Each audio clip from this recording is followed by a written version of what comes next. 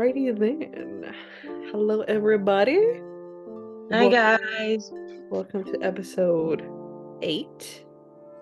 And tonight's episode, we're going to take it back to I don't want to say old Hollywood, but late 60s, early 70s Hollywood. Ooh. And so tonight we're going to be talking about Bob Crane. Now, Bob Crane was very beloved in the 60s and 70s for his character on Hogan's Heroes. Now, for those of you who have never seen Hogan's Heroes, it is a comedy about prisoners of war, like at a German prisoner of war camp, and they're just messing with the Nazis. Background info on Bob Crane. Bob Crane was born as Robert Edward Crane on July 13th, 1928, in Waterbury, Connecticut. Now, Bob started off his career in radio broadcasting and eventually made his way to LA. He got into acting. He starred in The Twilight Zone, Alfred Hitchcock Presents, The Dick Van Dyke Show, etc., etc. So 1965 comes along and he accepts the role for Hogan's Heroes. Now, Hogan's Heroes is immensely popular. 6-season run, 1965, 1971. And so Bob married his high school sweetheart Anne, and they were married from 1949 1970. They had 3 kids. They divorced in 1970, and Bob actually married his co-star from Hogan's Heroes, Patricia Olson. And well, they had a son, and I believe they adopted a daughter. And in 1977, they were separated. And family accounts say that they actually reconciled shortly before his death in 1978. And so after Hogan's Heroes ended, he was in some roles here and there, but things started slowing down for him. And then in about 1978, he obtained the rights to a play by the name of Beginner's Luck. I'm so sorry. Beginner's Luck. He directed and co-starred in this play. Like, you know how some plays, like, they go from certain states, like they'll be there for X amount of time, then they go. So that was the same thing with this play. Kind of like Hamlet. Yes. Okay. And so Bob's personal relations very much lead into his death, unfortunately. So before we get to that, Bob's co-star from Hogan Heroes, Richard Dawson, introduced him to a man by the name of John Henry Carpenter. Now, this John Carpenter we do not confuse with the man who made the Scream franchise. We stand that Carpenter. Okay. Stand him. This one, not so much. Okay. And so John Henry Carpenter was a salesman, a regional salesman for Sony Electronics. Well, John and Bob, they hit it off. And probably wondering why is his job title so important? We're gonna get there.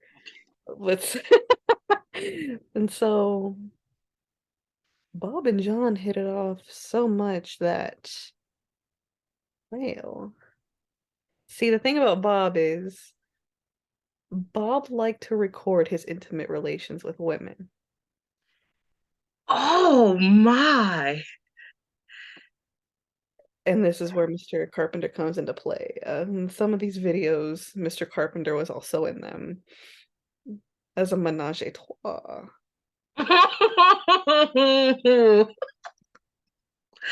Whoo!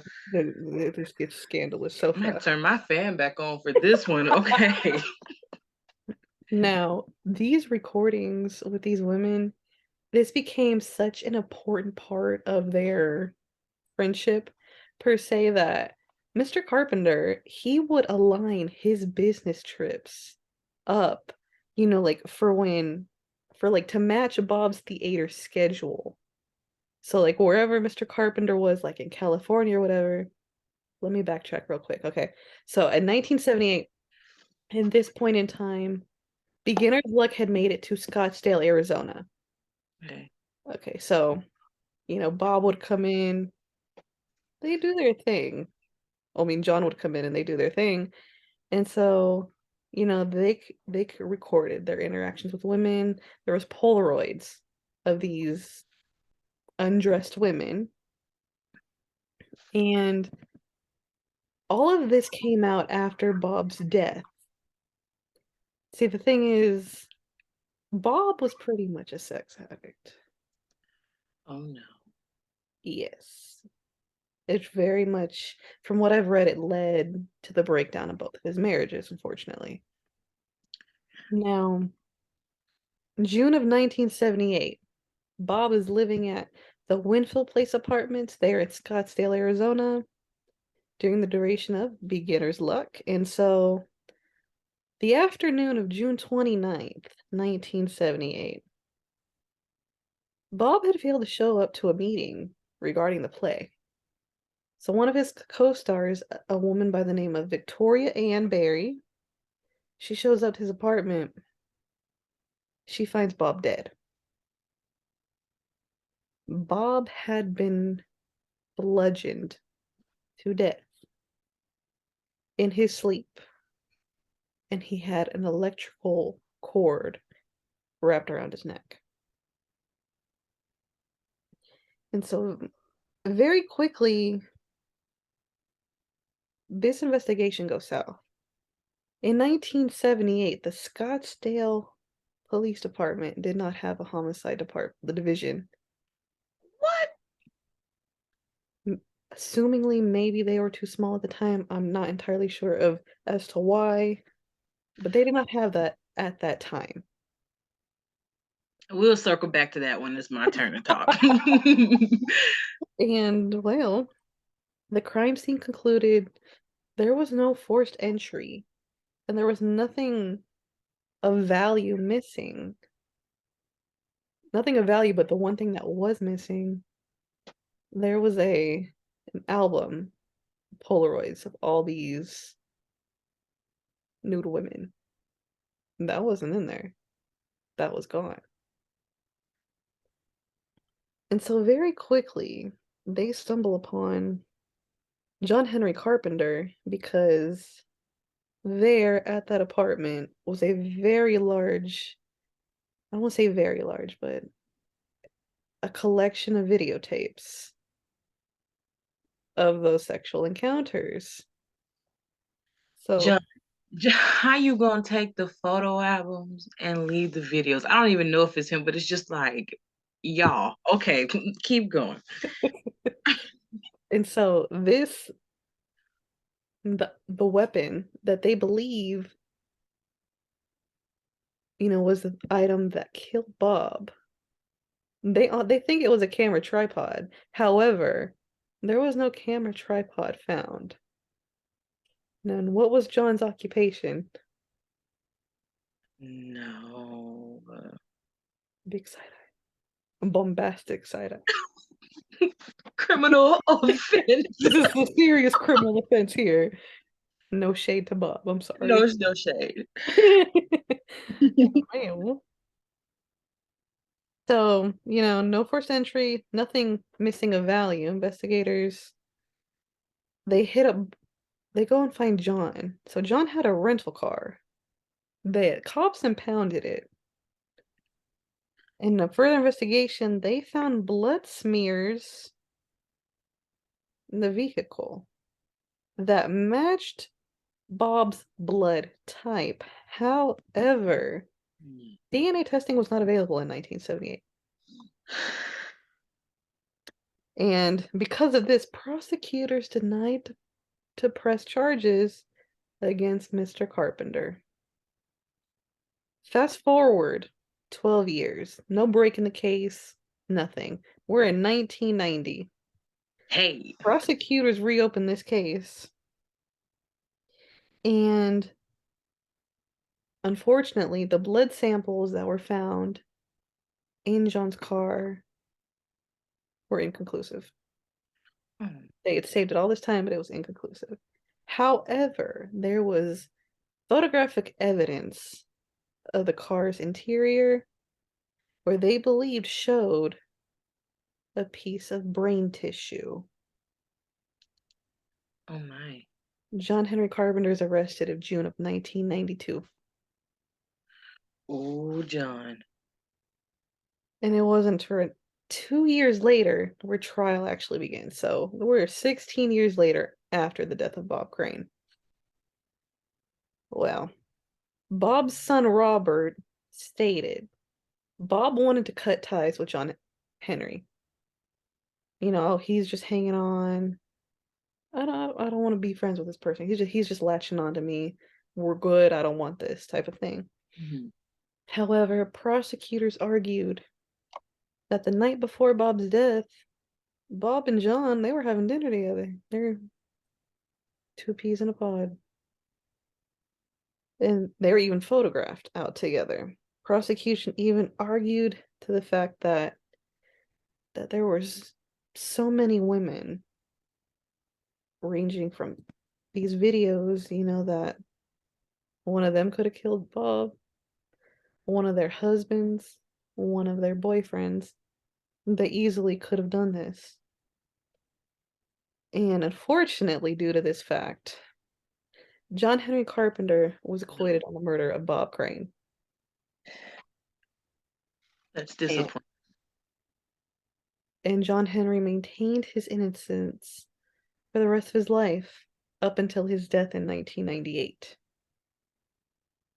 So we have an actor whose private life comes full circle after his death. Mhm. We have a man whose occupation, conveniently enough, and his habits conveniently make it a side eye. It's giving very much like to me, get it together. It's like they somewhere along the way became more than just friends and sexual partners, like Menage a Trois turns into like Brokeback Mountain secret lovers type energy here, It, because yeah, it very well could have been there, and so Because if you're gonna see somebody cheeks that much and you're gonna keep going back to like getting involved with them, to me, it's like you're just in love with the cheeks now. It's not even about the women anymore. the people have even gone further to say that hype. So say like Bob and John, they had dinner, but say later on that night, Bob's like, I don't want to do this with you anymore. John snaps. Yeah. John loses the access that he's had being there, being friends with Bob, the women, Hmm. and the two of them, they get very possible. He snaps, gets Bob while he's asleep, assumingly, because there was no forced entry. So where was the That's what I was other? gonna say. The theories about the husbands or even the women, okay, but a woman would have had to be seen leaving the premises, or if it was a husband or something, it would have been forced entry or a little bit more violent, I'm thinking, unless they just popped the lock while he was asleep. I don't know if I froze when I said what I was saying, but I was saying if it was a woman that he was involved with, or even a enraged husband for that fact. Okay, the woman I can see. I can see how she would get in the room because he wants to have a good time, get out, whatever. But the husband theory doesn't do it for me because I don't feel like an enraged husband or anybody who knew that like their partner was cheating on them, I don't think that they would just be able to be like, hey, open up, like let's have a drink and talk a little bit, and then because he was asleep when he was taken out. So, like, it had to be somebody who was close to them because obviously nobody popped locks, they don't have evidence of anything going wrong. So, there's levels here, okay? There's a lot of levels here, and the thing about the tripod being the most likely murder weapon, camera tripods back then, they're very tall. And like they're not like 5 pounds. Those things were heavy. That had to take somebody with strength. Mm-hmm. And furthermore, Bob's son Robert, during the trial, he goes on to say that, oh, all the women, they gave consent. They were very much aware that they were being recorded. However, there was several women who came forward because they were unaware that they were being recorded. They didn't know about this until they'd gone through the Oh. videos, and they were like, "Wait a minute, what?" Because some of them were aware, some of Mm-hmm. them were not. That's the very another unfortunate part of this case. Mm-hmm. And not only that, but it makes you think like, who knows, maybe, because people are like, well, they were having dinner together. So just because they had dinner together, like that doesn't, Argument happen yeah, very. arguments happen. Who knows? Maybe he was like, this is our last rodeo. Okay. But after this, you're going to have to pack it up and get to stepping. And I find it very like suspicious that the photo album was gone, but the videos were behind. Like it's giving you didn't cover your tracks well, okay? And on one hand, it's good because we know that there was somebody very closely involved with him, but it just sucks that they didn't even use his job as like a staple in evidence or anything like that. That could have, I just feel like it was a closed case. Like, y'all got. But oh, and Bob's son Robert, okay, the one who was saying how, all the women were aware, he also goes on, at least like after the trial, he kind of, or during the trial, he was kind of stating how it's very possible that his stepmother may have had a hand in it, but I don't believe this theory. And for actually after Bob's death, so Bob's entire estate went to his second wife and not any of his kids. What?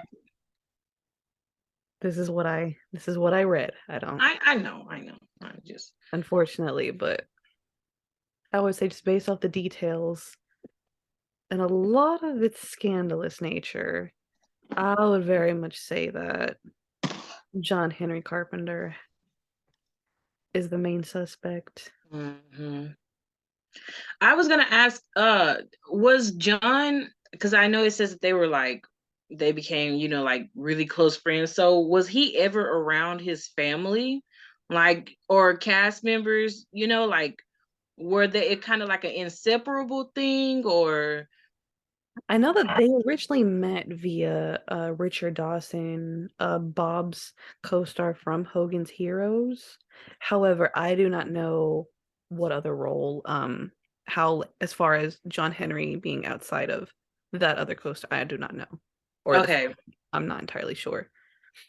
which is also kind of just a little suspicious because if you, I mean, it's not suspicious, but like I say, to me, it seems like it was something more there than just like friends, and I mean, to be fair, they were recording women, and it sounds like both of them were making rounds with some women. So I could understand why he wouldn't like want them around his family, I suppose. But it's just, this is why you gotta have your affairs in order, okay? You can't be out here being scandalous in the nighttime because it's gonna come back to bite you in the rear, okay? Oh, and okay, microphone. Um, one of like the title of the final episode of Hogan's Heroes actually had something along the lines of like double life. No. And what was Bob's play's name? Beginner's luck. Doesn't sound too lucky in the end, unfortunately. Mm-mm. No. Sounds like that double life ended him up in the grave, sadly, you know. And it's just like situations like this to me is unfortunate because for one, you have a wife. And in my idea, I hope my mom does not. I hope neither one of our parents watch this episode. But if you do, I am so sorry in advance. When I get married, being a bunny rabbit is top tier priority. Okay. So I don't understand how you cannot look at your wife and be like, I don't want that. And like, I know there can be issues there, like therapy may need to be involved or what have you, but then don't get married. You know what I'm saying? And then you have all these partners. You're not worried about diseases. Like you're not thinking like, man, we gotta go stand outside of the testing center and make sure all of y'all are clean before we go these rounds. And then let's jump back to the other police because I got a lot to say about it. Do not care that they were a small little organization. If that is the case, then y'all need to be working around the clock 48 hours, okay? You need to be a homicide, a suicide, a quadruple side, all of that. All of that security, okay? There is no reason why they shouldn't have had any kind of trained people to be dealing with that. What if something worse would have happened? Like, thank God it didn't, but just saying hypothetically, what if a serial killer would have just been out here popping people off? You know what I'm saying? What if crime would have just spiked up and people were getting jacked and shot? Y'all don't have a division for this. Y'all didn't think that this was something y'all should have like looked into and got together. I am heated over here, okay? I am offended at this police department. Yeah. What was I saying? Wait, am I still on the screen? Yes, you are. Okay, good. I was looking to look into like how why did they not have a homicide division at that time?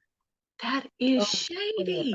as far as Bob, unfortunately, like his cheating, he was very much in the thralls of a sex addiction. And from another article I've read, it also mentions how like he was also had like a pornography problem. Mm, It was a lot, unfortunately. Let's see. Where does it say? I'm just saying, man, syphilis is a thing. Herpes, HIV. You know what I'm saying? You swap and spit with everybody and their mama, and you don't know whose spit you're swapping it with. It's just, oh, it's a thing for me. Let me see.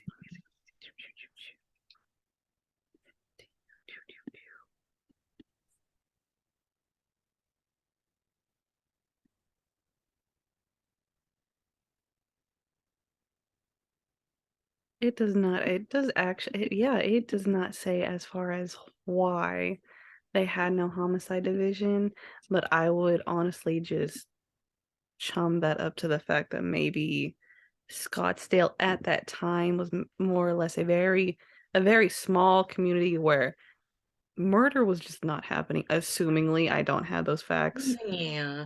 I mean, I get it. Like it sounds logical, but it doesn't give me any consolation because Very, I very just feel fair. like that shouldn't be like to me if you're going to be trained as a police officer or if you're gonna have a police station in your town or wherever, there should be certain things that you have. Like DNA testing, I could get it because it was back then, you know, like technology came along, like you can't control that. You can very much well control the fact that you don't have a homicide division. And I am just offended.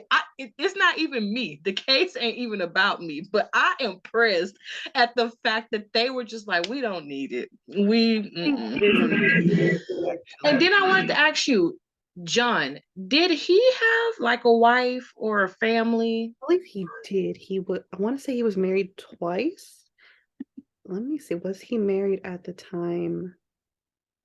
Let's go back. Let's go back. John Henry.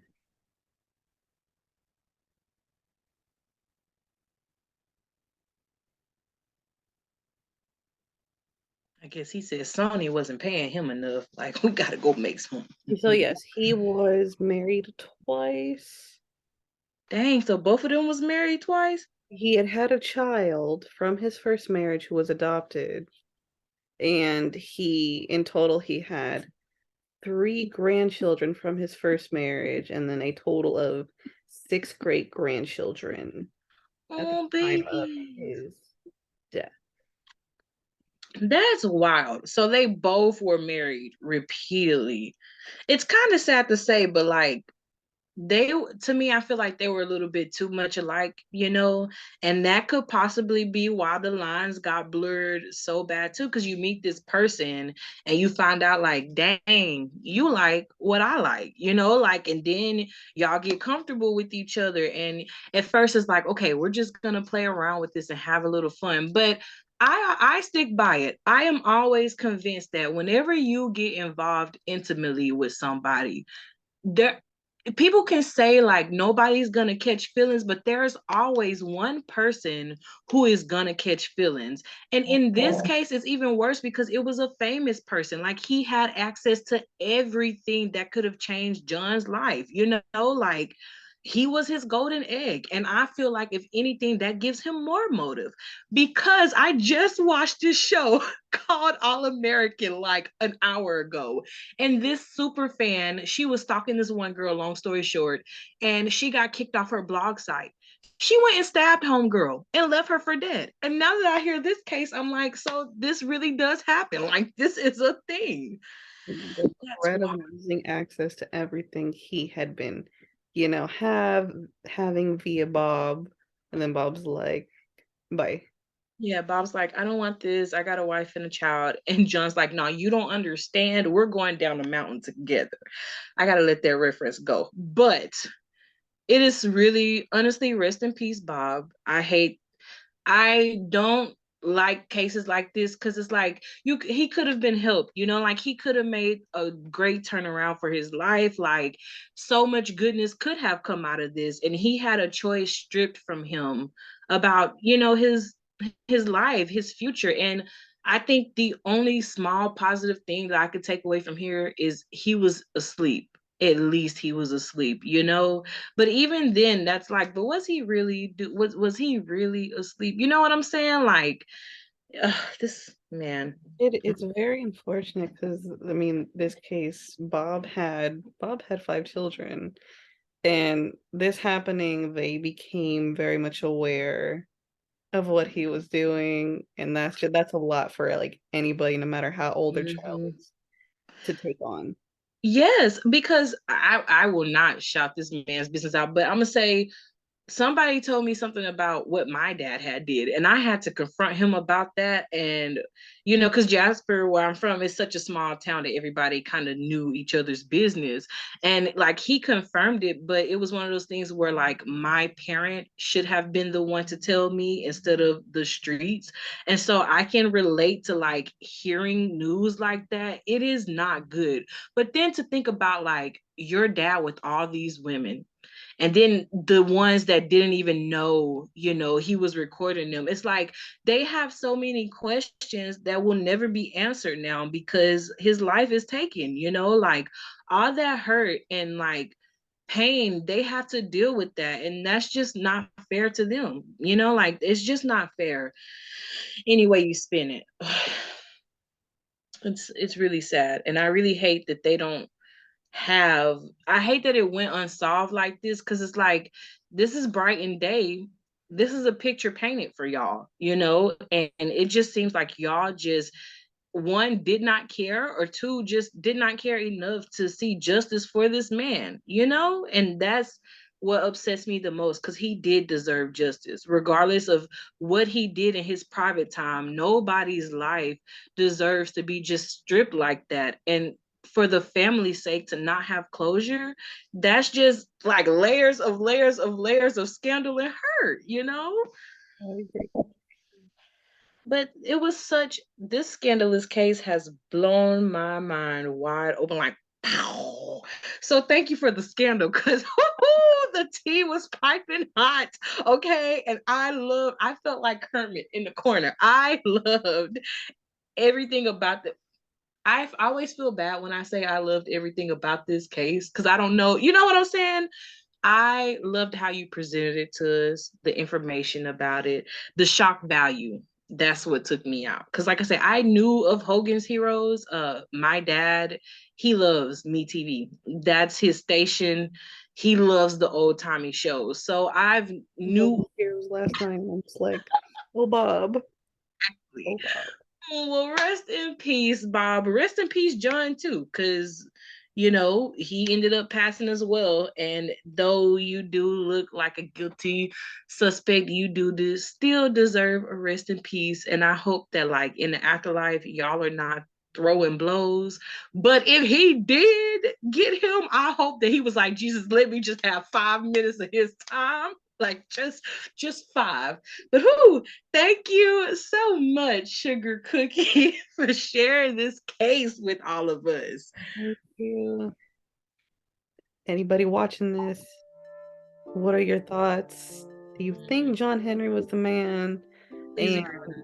What do you think about the prosecution, homicide unit? Tell me in the comments. but we will see you next time, guys. Yes, guys, we love you. Take care of yourselves and don't talk to strangers.